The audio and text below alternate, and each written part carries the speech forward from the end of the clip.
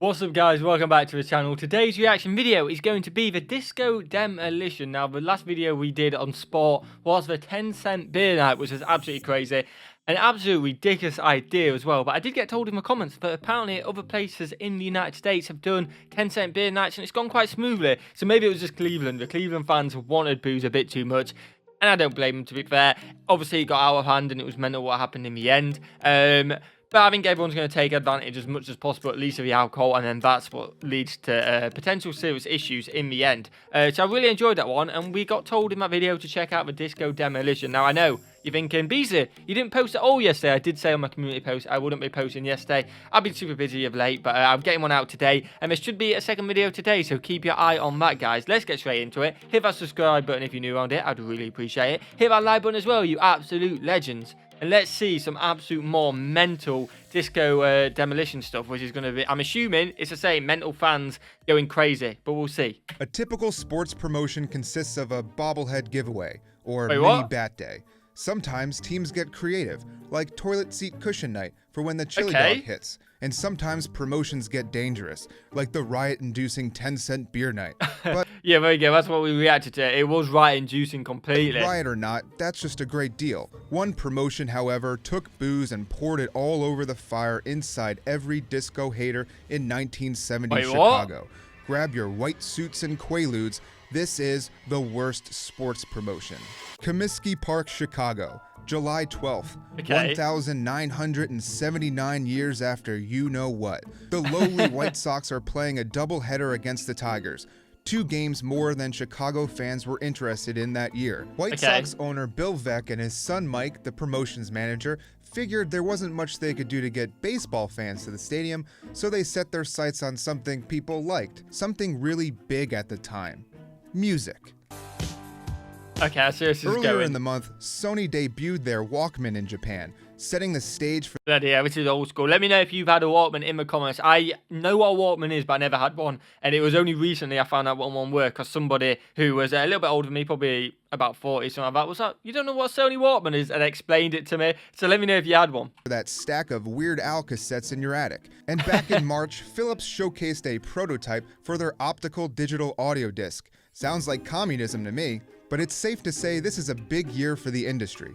And the powdery white crest of this wave was shimmering under the light of a hanging disco ball. The Okay. years following the release of megastar John Travolta's Saturday Night Fever saw disco music grip the top of the charts like Travolta's package in those pants. But rock fans swelled with anger. They shouted in the streets, "How dare people have a differing music taste than I?" And in a year that saw the release of AC/DC's Highway to Hell and Pink Floyd's The Wall, Good you songs. think they'd be content listening to their records in peace out in the garage.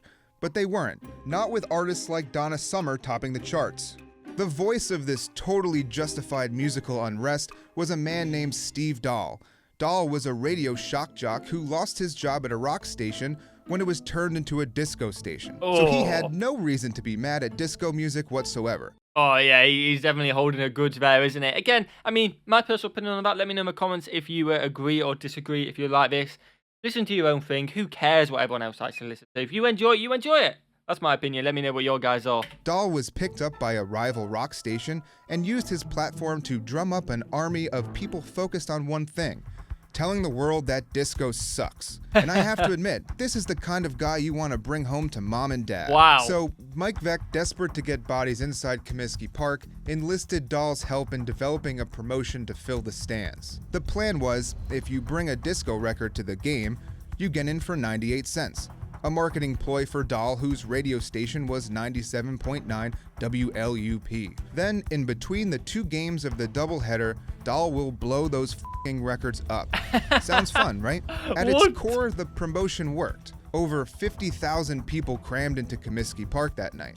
Up Wow. from 15,000 the day before. One of many, many problems, however, was that Comiskey Park only had a capacity of around 44,000. Oh, it's and disaster Mike Veeck, waiting to flexing happen. his preparation skills, hired enough security for 35,000 people. Actually, for 35,000 baseball fans. But Oh, wow. These weren't baseball fans. It was a mix of Dahl's army of rock-hard renegades and anyone else looking to get wasted and strap a stick of dynamite to the disco world. Oh, wow.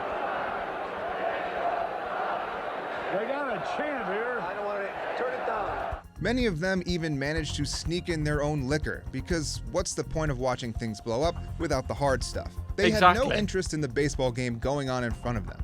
So they chucked the empty liquor bottles, firecrackers, and any records not handed in at the gate at the men in funny clothes down on the field. Now imagine playing baseball in front of 50,000 drunk kung laos. Wow. Most surprising of all, God. they played the entire first game. Least surprising of all, the White Sox lost. It was time for the evening's main event. A crate of disco records rigged with explosives and a shit ton of fireworks were placed in center field, right on the grass. Even your drunk uncle has the foresight to put a piece of wood down before removing his wedding ring the hard way. Then Steve Dahl, in full army garb, drove across the field in a Jeep, presumably using the tires to flatten any divots made by the flying records. As 50,000 people chanted, "Disco sucks," Dahl kept his promise and blew those records straight to hell, sending a message to the country that radio waves were built for guitar solos and there are no other motives for our actions. Then everyone sat back down and quietly watched the second game of the night. Oh, I mean, those drunk motherfuckers hopped up on adrenaline and gunpowder fumes, rushed the field, set fires, and destroyed anything they could get their hands on. Yeah, they didn't care about baseball one bit. They were there for one thing and one thing only. When they were wasted and it had already happened, let's fuck it. We're going onto the field and doing that. Wow, man, what madness. Anything to sell, I guess. I guess the clubs at this point are doing anything just to get fans in, make a bit of money. But surely this has cost more in damages than what they potentially made. Let me know. Players locked themselves in the clubhouse and Harry Carey sang "Take Me Out to the Ball Game," which, first off, was the last thing that would calm these people down, and second, is the most amazing soundtrack to rioters destroying a baseball field. Police managed to settle everything down, and when all was said and done, 39 people were arrested. The second game was forfeited since the field was not in playable condition, and the White Sox got one more tick in the loss column. It was a massive failure for baseball and the White Sox specifically, but it was a win for rock music. The following years saw a rapid decline in disco popularity, and today, radio, America's #1 source of new music, is exclusively used for America's #1 music genre, rock, topping the charts with such bands as, oh hey, Panic at the Disco. Panic indeed. Panic indeed. Thanks for watching. Oh, wow, I really enjoyed that. Secret Base have an awesome channel. I'm glad we've checked out another video of theirs.